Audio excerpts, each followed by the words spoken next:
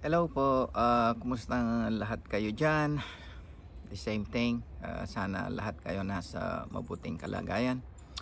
At dito po, umaga pero yung araw hindi pa sumisikat, malapit pa lang.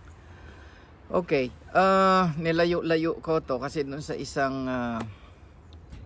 video ko nakikita na yung ko eh.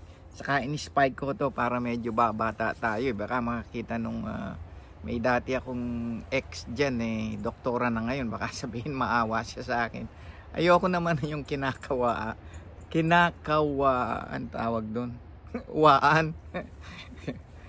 Eh baka naman pwede natin tingnan. Kay Jessica Soo, nanonood ako ng pinahanap yung baka marinig ako ng misis ko, masisisanti ako rito. Anyway, friend lang naman, 'di ba? Biro lang 'yon. Okay, dapat po sana gagawa na lang ako ng mga once a week or twice a week kung libangan lang naman. Pero siyempre, merong nagtanong diyan. I understand it tungkol sa dialysis.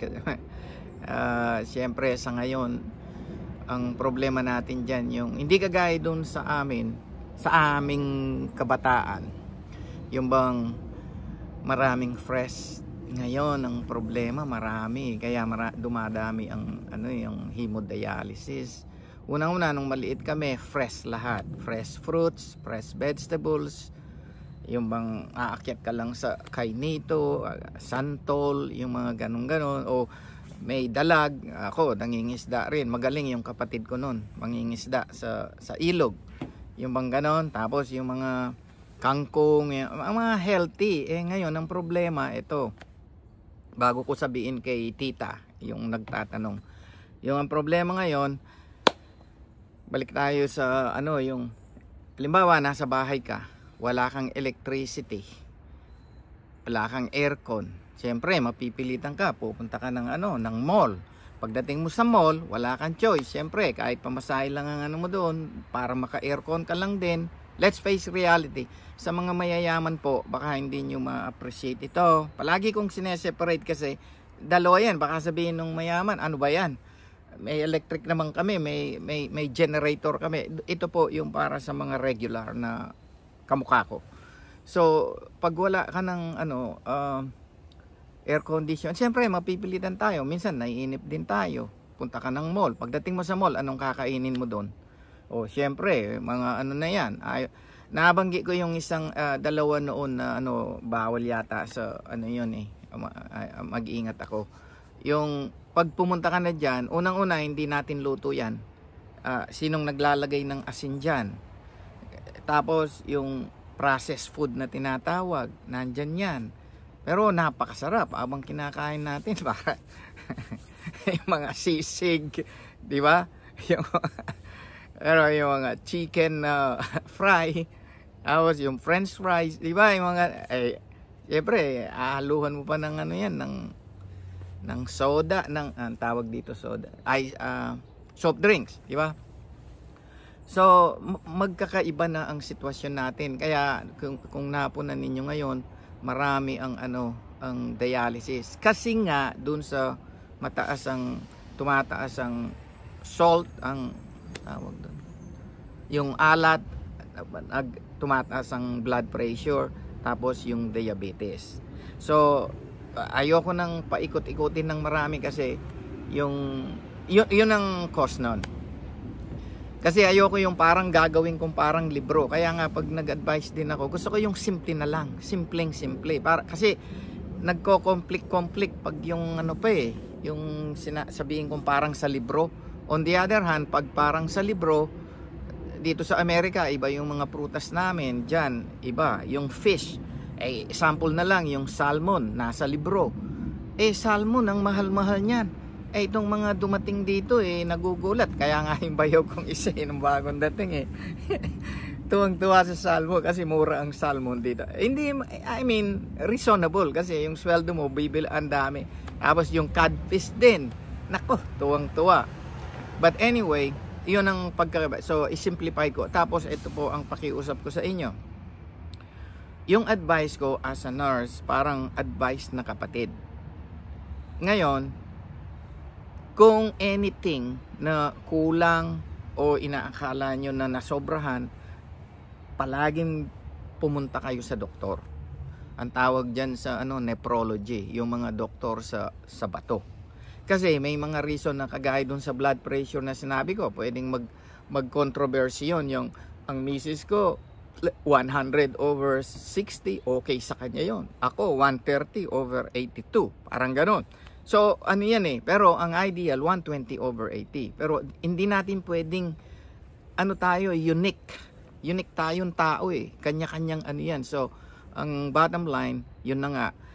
Kaya ang sasagutin ko rito in general na, pero hindi ko sasabihin na, kasi kaya hindi ko sinagot doon sa si tita, yung nag-comment. Hindi ako nagsagot doon kasi maraming diyan ano ba siya, diabetic ba siya? Hindi niya sinabi yon. Hindi pwede nang mag-dialysis yon, o nag-dialysis na ba? Yung bang mga gano'n, mataas ba ang potassium niya? Mataas ba yung phosphorus niya? Which is dun sa stage 4 na sinabi niya, maari tumataas na yon. So ngayon dun po sa question ninyo, ang tanong ninyo about betchin. Well, honestly po almost 30 plus na akong sa dialysis, hemodialysis wala pa namang tanong na ganun. Wala akong na-receive na tanong na ganun kung yung betchin. Siyempre, kung ang I think ang sagot doon everything is in moderation. Kasi sa totoo lang po kami, hindi na kami nagbe-betchin ng misis ko. Wala, totally, kahit ano. Kasi pag kumain din ako ng betchin, pag kumain kami sa Chinese food, nangangati ang ilong ko, alam ko may betchin na yun Pampasarap yun para sa mga restaurant yung para pabalik-balik tayo doon, hopefully yung restaurant na naman. Mahirap din ang mag-vlog maraming kontra. Pero ang doon, ang reality, yun. Siguro kung minor, I don't know, kasi kung sinong gumawa ng betchin, 'di ba? Yung mga ganun medyo yung kung ako sa inyo, kaya naman ninyong wag mag-betchin, wag nang mag-betchin kasi hindi lang naman sa dialysis yun related ibig sabihin pampasarap yun. Although kung sasabihin ko naman bakit makikialam ako, mahirap, pero anong sagot ko po doon, neutral ako. Kasi wala pa namang nagtanong sa akin about betchin, kahit yung mga pasyente namin dito. Hindi na, kasi lahat halos naman ng pagkain pag sinabing monosodium glutamate, di ba? Mga chips, mga gano, mahirap din. So, pero kung konti siguro, anything konti, I think kahit yung mga pasyente namin, ganon. Pero hindi ko pwedeng sabihin pwede o hindi ko pwedeng sabihin hindi. Kayo ang magdesisyon doon. Nung unang panahon nga, ang problema sa betchin, di ba? Pag yung aso, nilagyan noon, minsan bumubula ang bibig. So, anyway. Okay, ang masasabi ko po tungkol sa inyo, sabi nyo, stage something. Ang bawal, yung mataas ang potassium. Unahin ko yung bawal. Patatas, hotdog, oranges, saging, yung chips, lalo na yung potato chips, yung kamatis, soft drinks, yun po. Tapos yung tawag dito soda, soft drinks, ganyan. Ngayon, dun sa phosphorus, ang mataas, gatas, tsokolate, ano ba ang cheese, keso, yung mga canned foods, soft drinks din, hotdog din, yung nuts, di ba? So, anything na mataas na potassium, phosphorus, saka yung salt, magpapataas ng blood pressure yan, wag. Ngayon, kagaya ng halimbawa, doon sa salt, pagpunta natin sa mall, apektado tayo, hindi tayo makaiwas So, ang the best siguro yung sa inyo, yung homemade. Kontrolado ninyo yung asin, kontrolado ninyo yung potassium, yung iluluto ninyo, kontrolado ninyo yung salt. Sinabi ko na yung salt, tumatanda na. Di ba? Yun ang Pero ngayon, dun sa pwede, parang chicken. siguro i-broil ninyo o ano, kasi okay, mahirap ding mag ano pag sinabing chicken, tapos pala niluto sa mall, may fry na yan, may seasoning na yan, may salt na yan, di problema na rin yon. Yung fish, pag sinabi kong salmon, dito mura ang salmon, dyan mahal ang salmon. Yung ba fresh fish, ngayon tansyahin na lang ninyo yung hindi maalat na fish dyan. Ang problema kagaya nung galunggong, ano yan yung siguro yung bangus, tilapia, yung mga ganon, kasi maalat din yung iba So yun, egg white, pwede rin yan. Yun ang i-bake ninyo, ganon. Fresh vegetables. Ngayon, ang problema lang din dyan, kaya siguro ang solusyon, tita din, ang problema lang dyan kasi yung pag-take lang ng blood works ang blood works, ang mahal-mahal. Tapos, syempre, may nutritionist. Siguro naman dyan, may mga dietitian or nutritionist. Itanong ninyo, ganito kasi, kaya ako sinasabi, kung makikita ko yung blood works ninyo, pwede akong mag-advise din. Pero in general, yung sinabi ko, puntaan ninyo yung dietitian or nutritionist. Ano yung mga advice niya based dun sa blood works ninyo. Kasi may din dyan na bakit po hindi sagutin kaagad. Kasi nga, kulang yung information. Nasanay na rin kami dito sa state. Actually, ang pag-advise na ganito, dito, maingat ka rin dapat. Kasi, but anyway, this is a basic thing. Ang kausap ko, yung kayo, parang pamilya na rin, parang ganon. Kumbaga sa ang advice ko, advice na kapatid. Hindi ako doktor, nurse ako. So, yun po ang payo ko. Yung french fries, mataas na sa potassium yan. Kasi, nilulublob yung asin doon. Tapos, yung niyan, mataas sa potassium din yan. Kaya yun lang, ang solusyon, malapit na mataas na tong ang solusyon, babalik tayo dun sa elementary kami. 6 basic food groups, lalo na sa mga kabataan. Actually, ang kabataan, busy. Nakikita ko dun sa analytics ba yun o whatever, wala man lang nakikinig na mga bata pero normal yan, kasi pag bata tayo, young and restless ang tawag, wala tayong pakialam. Kaya pag yung nagkaedad ka na, yun, nagkakaano. So, hopefully po, medyo tayo, pero ingat lang kayo, yung mga kabataan. Huwag blood pressure mataas. Pag sugar, magiging diabetic kayo.